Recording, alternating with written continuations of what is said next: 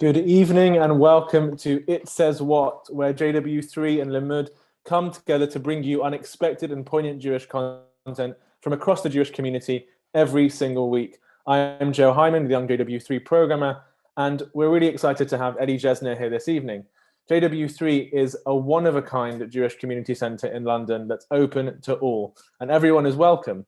We are partnering to bring you this programme with Limmud, a diverse and inclusive worldwide community of Jewish learning.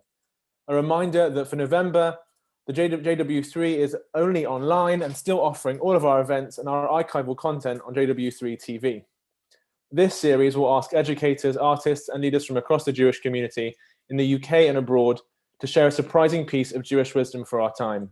You can ask your own questions, so please comment on our live feed, and we'll take some towards the end. Also, if you're watching this evening, comment on our feed and say hello. We'd love to hear from you and know who's watching. I'm delighted to welcome Elie Jesner, a psychoanalytic psychotherapist with a strong interest in philosophy and religion. He trained at the Philadelphia Association, where he currently teaches, and has MAs in philosophy from both Cambridge University and Warwick University. He's also spent 3 years studying Judaism at Yeshivat Har Etzion. Welcome, Elie. Thank you, Joe. How are you? I'm well, thanks. I'm well. It's very nice to be here. Glad to have you. Before we start tonight, I'd like to just take a moment to dedicate tonight, It Says What, to the memory of Rabbi Lord Jonathan Sacks. He was a leader and inspiration for so many, including myself, and has had such an impact on the Jewish community, both here in the UK and around the world. Our thoughts are with his family at this time. Elie, before you share your text, I'd love to just hear, do you have a thought you'd like to share, a memory or a piece of wisdom that you learned from Rabbi Sacks to start us off this evening? As you said, first and foremost, my thoughts are with his family. He was, such a larger-than-life public figure, and as you said, meant so much to so many of us that it can be easy to forget, the individuals for whom he was more than a public figure, for whom he was very much a father, a husband, father-in-law, grandfather. So thoughts very much with them. I have personally been, struggling to process this loss. And so I guess, a couple of thoughts just to share just now. I think it's going to be hard. It's going to take time. With all losses, it takes time to process them, because it's only once you lose something that you can really appreciate how much it was contributing to your life. And for people of my generation, and probably even a little bit older, Rabbi Sacks was just always there in the background, or sometimes the foreground of our Jewish lives, our intellectual lives, and even just public life in Britain, and increasingly, on a global stage. So to know, what we've actually lost, I think is going to take us quite a lot of time, but I think we're all confident that we have lost an awful lot. And on a slightly more personal note, I guess, I'm remembering, several occasions, particularly in my earlier years, where he was very encouraging on a personal level, and I, bump into him here and there from time to time, or sometimes have a more fixed appointment with him, and he was always very interested. He was thrilled that I was studying philosophy, and very much encouraged me to always be reading broadly as possible, and was not afraid of where that may take me. I remember asking him once, so what happens if I write this piece and I don't come to the answers that people expect? And he wasn't deterred by that. I mean, partially he was confident that whatever answers I came up with, I guess, would be worthwhile.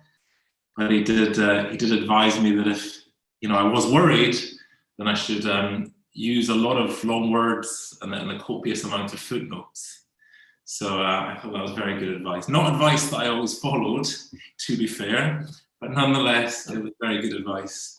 And not just in person, but also his books were tremendously helpful in my earlier years, especially. And I was just reflecting today that I think one of his books that I remember reading very early on was Tradition in an Untraditional Age.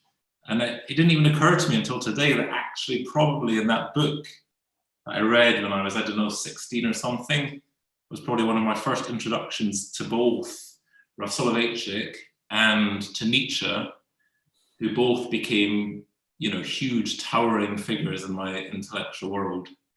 So, as well as being a figure in his own right, he helped introduce me to a broader world, which kind of growing up as a young Jew a young Orthodox Jew in Glasgow, it wasn't easy. And some of us grew up before the internet, so it was even harder to kind of learn about the bigger picture. So yeah, there's a large debt there, and it is going to be a big loss for me and for all of us that will take some time to process.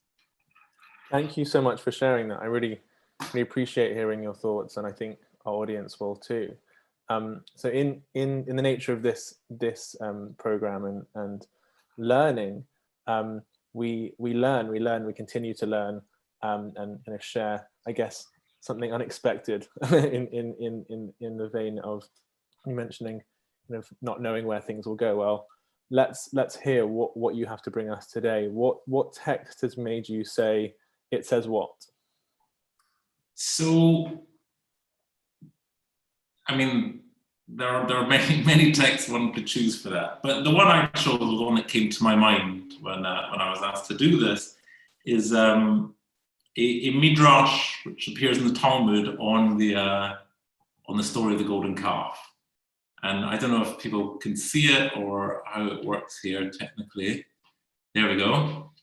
It says, the midrash at the top says, Asher Shibarta. So it's referring to the tablets, and it says, the tablets which you broke, the Samtem Ba'aron. And the verse, after the punctuation and the description of that Moses broke the tablets, that he smashed the tablets, it says, and you should place them in the ark. And the simple reading of the verse is that this is talking about the second set of tablets. The first tablets are broken, no one knows what happened to them, but the second set were placed in the ark. But the Talmud reads this differently. Tani Rav Yosef taught, Melamed, this teaches us, Shehaluchot v'shivre luchot munachin ba'aron, that the tablets, the second set, v'shivre luchot, and the broken tablets were both placed in the ark. And I remember reading that for the first time when I was in yeshiva back in the 90s. And credit where credit's due, I think I came across it in a book by David Hartman. And I just remember it sending a chill down my spine. I didn't know why, I didn't know what it meant, but I thought, this is something important, this is something surprising, unexpected, and it hit me right here. It really did. And I guess, I mentioned this midrash, and I was discussing tonight's event with Ezra, who's helped organize it, and he said to me something like, "Well, okay, but we want to try and give people something that's surprising. So can you say something about why it's surprising?" And I don't even know where to begin with what is surprising. Just if we zoom out and think about the whole story of the golden calf, there's nothing there that is not surprising. From the fact that God gets the people so wrong and has no idea how they're going to respond to the thunder and lightning and power of the initial revelation at Sinai, that he cannot foresee that this might not bring out the best in them, that may not bring out righteousness and obedience and a sense of piety, but may actually bring out some more primitive reactions and responses that may lead them to regress to their older ways. That's fascinating. And then that when he does see how they respond, he gets so angry he wants to destroy them. That's pretty fascinating in itself and surprising. The fact that Moses manages to calm God down, that's good, but also a little bit surprising. And then Moses smashes the tablets, and that's pretty surprising that Moses had the audacity to do that after God had forgiven the people, or at least begun to forgive the people. Because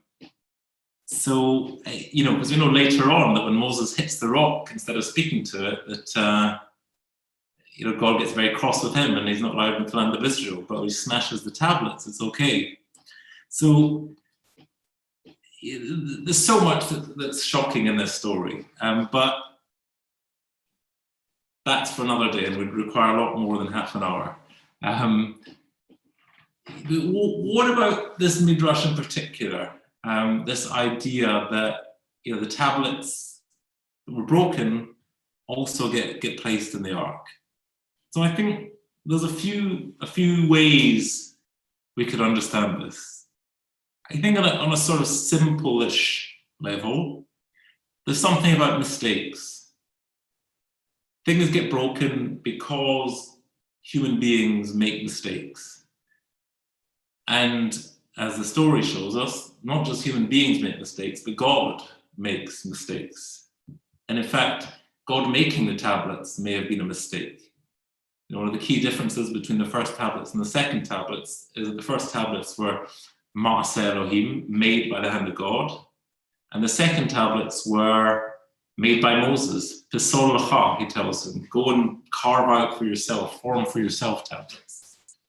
And God seems to realize that the idea that he could make the tablets, he could know what human beings need to live a decent, civilized, cooperative, collaborative life, was maybe misplaced. And actually it needs a little bit more human input than just divine input. So humans make mistakes, God makes mistakes, in part because we can never foresee what's going to happen in the future. And I think the idea that we hold on to our mistakes, not in an angry, bitter way, but or a pained way, but that we are able to value them as something that we can learn from. They sit in the Ark, the Holy of Holies, next to the completed tablets, the Torah that we are supposed to learn from. And we see them side by side.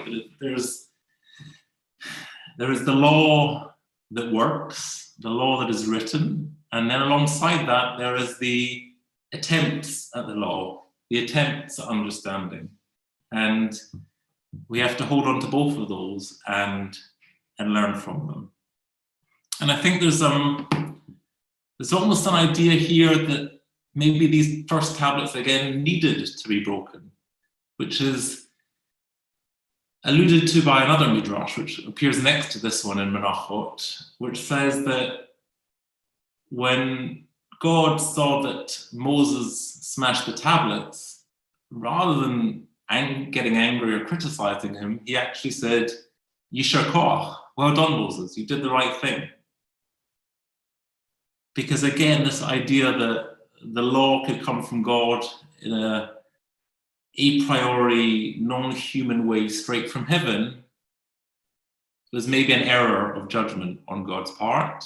And actually, that was never going to work. And we needed to start from a more human place with Moses' input and the people's input. And of course, we have that verse near the end of Deuteronomy, Lo b'shamayim hi. The Torah is not in heaven, but rather but rather in our mouths and in our hearts that we should do it. So it has to come from inside humans rather than from God above. So that's one level, or a couple of levels. But I think there's something more that I want to get at, which is this idea of the value of things that are broken as opposed to the value of things that are whole.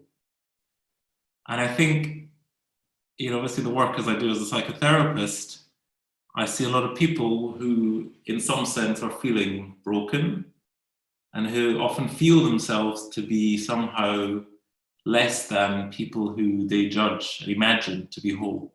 I mean, I'm not sure anyone is quite as whole as, or complete as other people imagine them to be. I think we all have our parts of brokenness, our parts of vulnerability, our hidden pains, our hidden weaknesses and fears.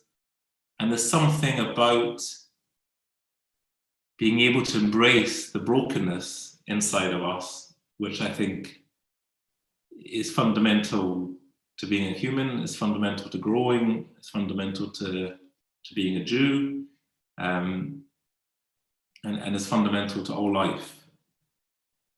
And there's a Hasidic teaching that I think my Rosh Yeshiva of Amital used to quote quite a lot.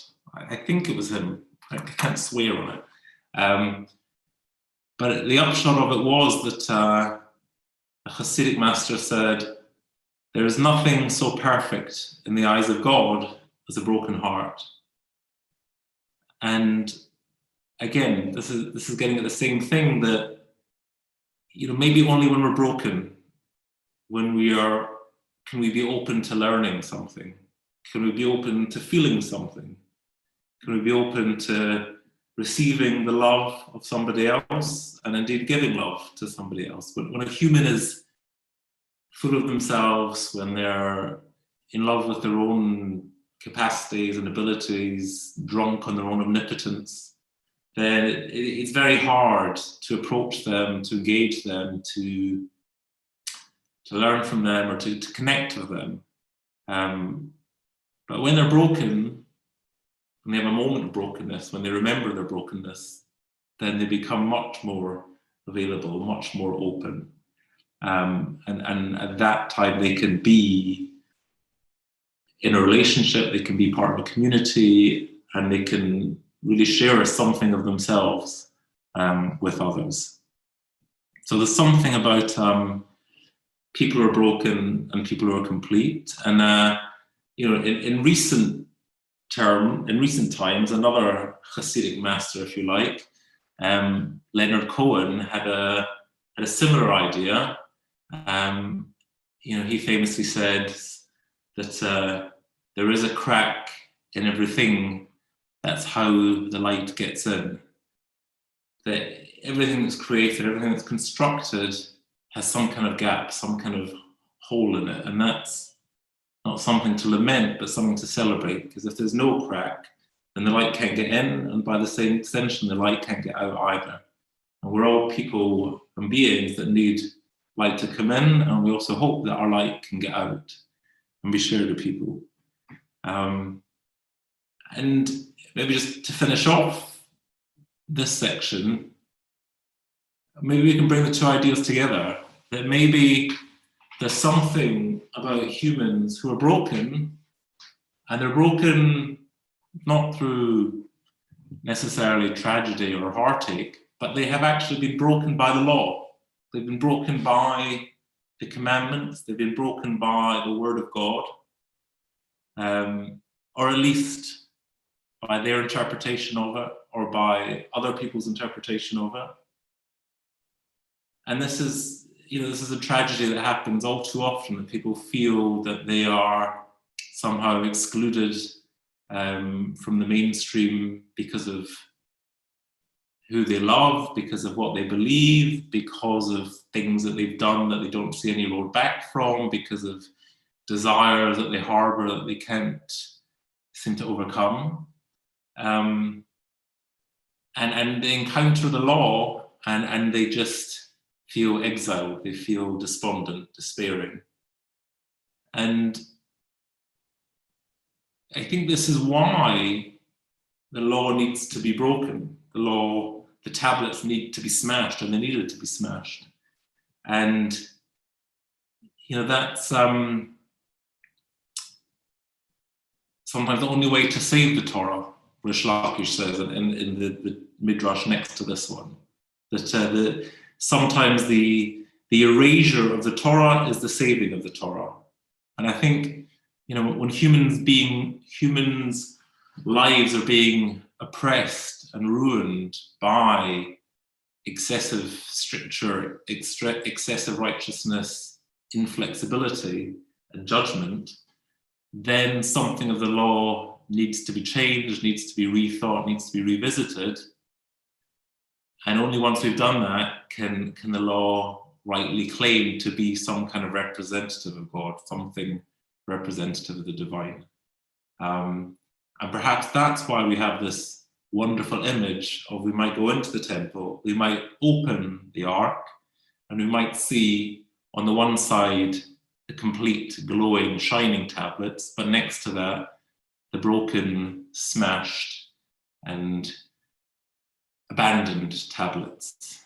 And we can see that only by holding both of those in our vision, in our hearts, in our minds, can we think about our lives and think about what Torah is supposed to be.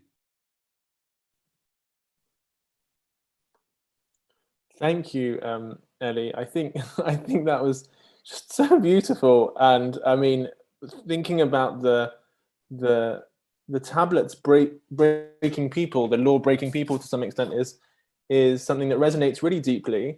But the idea of embracing the brokenness at this time, I think, is something that people are struggling with, as you mentioned, kind of quite a lot. And it's so vital to be in a headspace of embracing both, the wholeness and the brokenness.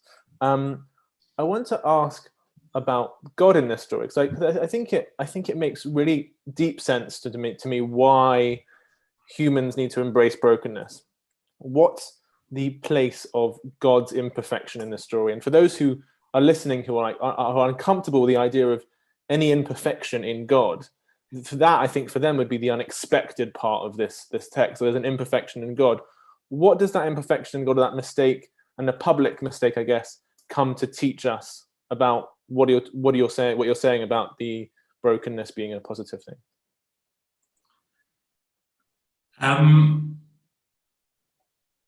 I know what you mean, that people are sometimes surprised by this idea that God might not be perfect. But I don't really understand why they have that idea, because it seems pretty clear from the very beginning of the Torah that God is learning. God doesn't really understand things. God makes mistakes.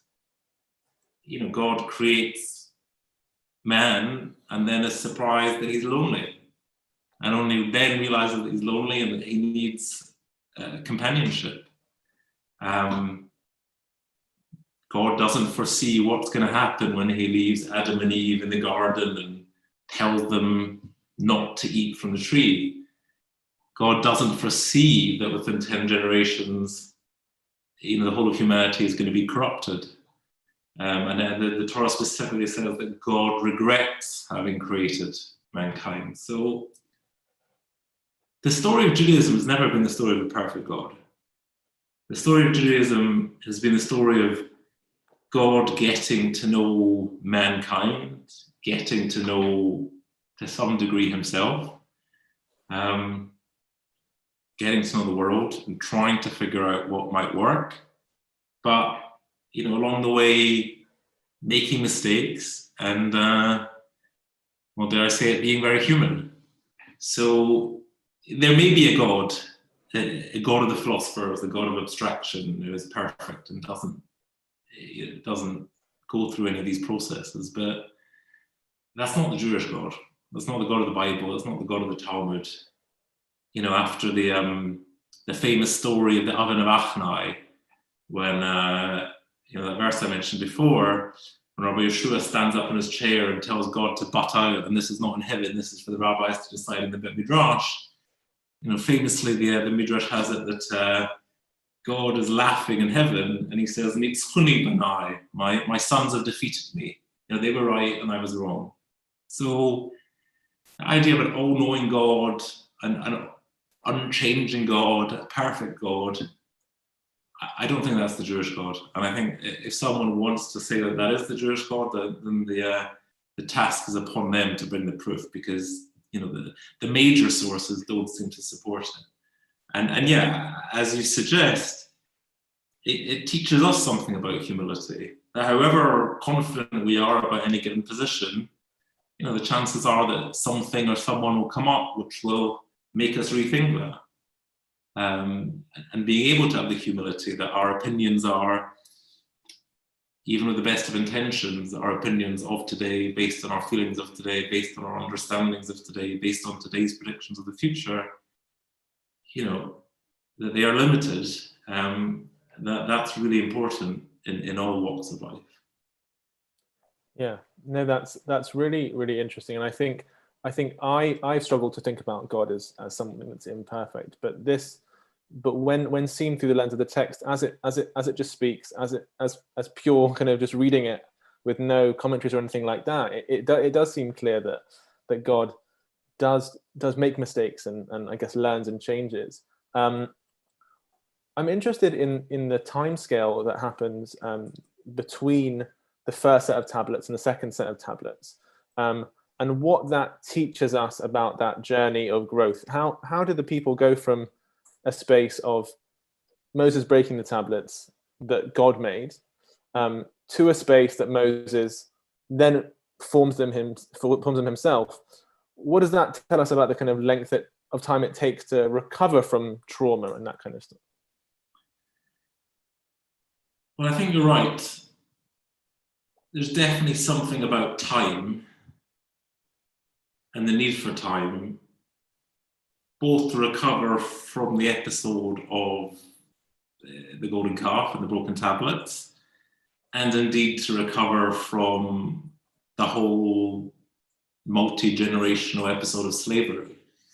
Because ultimately, the 80 days in between, or 120 days, are not enough, and it takes another 40 years before they're remotely ready to go in. And even then, when they go in, let's be honest, it doesn't go so well. Very, very few periods from the entry into the land to the destruction of the first temple where things are going well.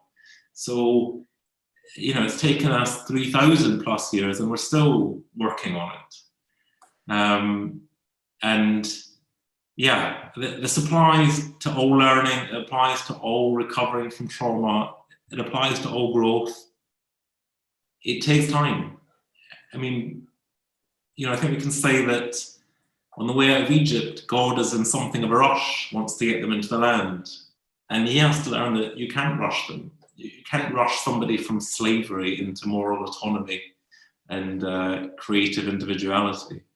And I have this with my patients with the T all the time. And something that I just increasingly keep emphasizing is the need for patience with the C. That you just have to allow time to process, time to heal, time to learn, time to grow. In Freudian terms, if you like, our unconscious is not in a rush to give itself up. And there are reasons for that, because there's pain and there's trauma and there is just shock, if you like, awaiting for us as we get to know what's going on beneath the surface. So it's a process that really takes time. It takes, many, many years. Someone once said to me of therapy that the first 10 years are the hardest. And, I think there might be something to that. But look, not everybody's going to spend 10 years in therapy, but hopefully we're all going to spend at least 10 years growing as human beings, developing our relationships and really working on making our lives into something worthwhile. Yeah, 100%. I'm interested to hear just one last thought on the kind of mistake of God at the beginning. The issue was that God created the tablets, and now Moses creates the second set of tablets. What is clearly that's not perfect either, as we're kind of seeing from there's a theme of imperfection, of brokenness. For you, what's the next stage? Is the next stage the Talmud, the multiple voices coming in? What does it look like? What does the third set of tablets, or at least the kind of future set of tablets, look like for you? Is it a constant kind of multiplication of different people being involved? Yeah. I mean, I guess, the key phrase maybe is the Torah Shebaal Peh, the oral Torah, or the Torah that lives in our mouths, which is not a concept in the written Torah. It's not a concept in the tablets. The tablets don't have a phrase which says, and use your own individual judgment to apply these. That is something which the rabbis, I guess some people would say discover, some people would say create, some people would say invent. But certainly it's a theme in rabbinic literature, much more than biblical literature, that there is this idea of the oral Torah. And it comes up in that passage from Nitzavim that I mentioned, that where the Torah is not in heaven, but is in your hearts and your mouths, that you should follow it. So even there within the Torah, Moses is doing a kind of about turn and de-emphasizing this kind of tablet, heavenly version of the Torah and emphasizing a much more internal, autonomous Torah. So I think it's this idea that the Torah is living. The Torah it can never be captured in words that are going to last forever. It always has to be interpreted in each generation. The Midrash with Rabbi Akiva comes to mind, that Moses is sitting in Rabbi Akiva's shiur, he doesn't know what's going on. And he gets very worried, and then someone asks Rabbi Akiva, how do you know about this? And he says, it's halacha l'Moshe Sinai. It comes from Moshe and Sinai. And Moshe suddenly, his power, his strength is revived. Because he understands that somehow, even though he doesn't know any of this, what's going on, somehow there's a link between it and what he did, what he experienced back then. So there's something about the creativity and the abundance. There's no, another midrash says, there's no bet midrash without a chiddush. Creativity is the essence of Torah study, the essence of thinking about Torah, thinking about living, with ethics and morals. And that's something that Rav Soloveitchik very, very much emphasized. The move, I guess, away from a stone-bound, written, permanent Torah to a live fountain, a geyser that is constantly overflowing with Torah, I think that's probably something that, speaks to me and has kept me, connected throughout the years. And I think that's probably a model that is, very important and relevant for our times. Yeah, I think the idea of not idolizing kind of a stone Torah, something that's so solid. I mean, it reminds me of that I assume it's a midrash about the stones being too heavy for Moshe to hold, and I think that's something that resonates here. But I think the idea of embracing the brokenness, once again, it's something that everyone should be kind of taking on right now and hearing. And I think I really appreciate you sharing this. It is unexpected to hear God's imperfection and the imperfection of the embracing of imperfection, but I think that it's powerful and important. So thank you, Elie. Thanks for coming on It Says What. We would love to have you. And to our viewers, thank you for watching. Shabbat Shalom. Check out It Says What next week with Yiska Smith, all the way from Israel. And check out our Facebook and YouTube page, like and subscribe, so you're always up to date with what we're doing. And have a lovely evening.